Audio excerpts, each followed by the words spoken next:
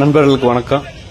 இன்று மாலை கோவை மாவட்டம் பெரியநாயக்கம்பாளையம் அடுத்த வீரவாண்டி பிரிவில் வந்து பார்த்தாச்சுன்னா கேஸ் ஃபில் பண்ணுறதுக்காக ஒரு ஆம்னி வேன் வந்துச்சு. திடீர்னு வந்துட்டு அது தீப்பற்றி எரிய ஆரம்பிச்சிருச்சு.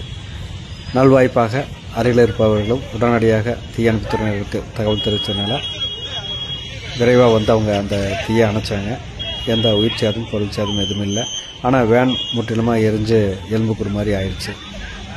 எனவே இந்த மாதிரி கேஸ் ஃபில் பண்ணுறவங்க எச்சரிக்கையாக பார்த்து ஆளெல்லாம் இறங்கின வரைக்கும் கேஸ் ஃபில் பண்ணிவிட்டு அப்புறம் ஸ்டார்ட் பண்ணுங்கள். நன்றி நண்பர்களே. மீண்டும் ஒரு நல்ல செய்தியோடு உங்களை சந்திக்கிறேன். வணக்கம்.